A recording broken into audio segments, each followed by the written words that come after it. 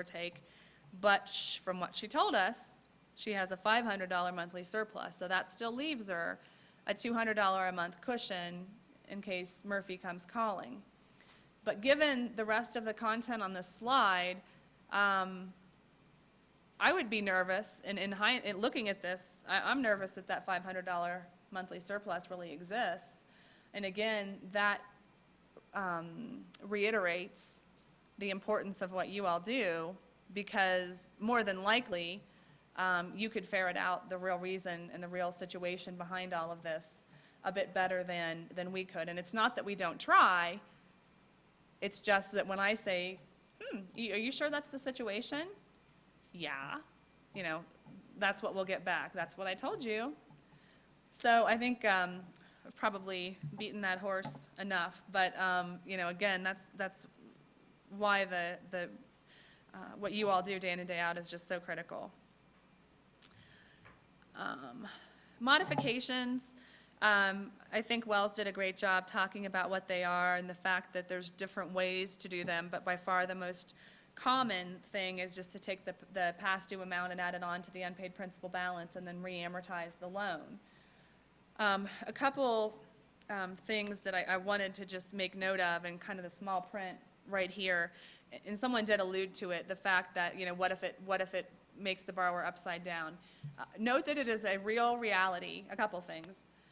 9 times out of 10, a modification will absolutely increase the monthly payment, because you're taking the past due amount, adding it onto the principal balance, and re-amortizing it. Okay, so you're essentially absorbing the past due amount into each subsequent future payment. Okay, that is going to increase the monthly payment. The financial analysis needs to reflect that the borrower can afford that. Okay, but secondly, adding that unpaid principal balance adding the past due amount to the unpaid principal balance might very well increase what they owe on the home, the principal balance on the home, beyond the value of the property. Okay, so I said earlier that all of the loss mitigation options have very great components to them. They're very positive things, but there might be a drawback or two on some of the options, and that you might perceive to be a drawback on the modification, is that it might put them, quote, so to speak, upside down. They might end up owing more than the property is worth.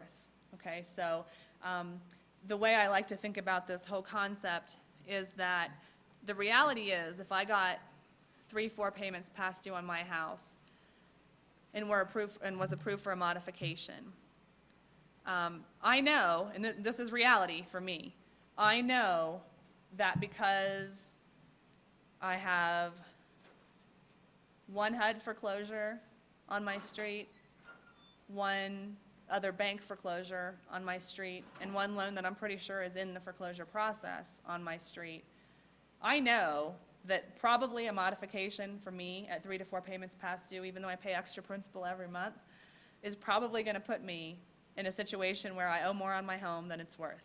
Okay?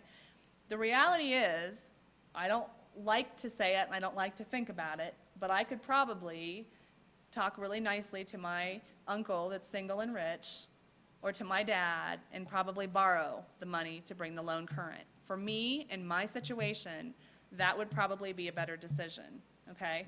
Some borrowers, when they get past due, can't even think, you know, about what's coming due next month, let alone how they might be able to get themselves out of it. As you counsel people, this particular issue of a modification potentially creating an upside-down situation for a borrower, they might have other opportunities to bring the loan current that they just have not considered. And again, borrowing from family members might be one of them. Okay, not one that we like to think about, but one that's you know, certainly valid if it's an opportunity for them. Okay. And just relative to modifications, for FHA loans, the whole reason that a partial claim exists is because HUD is very, very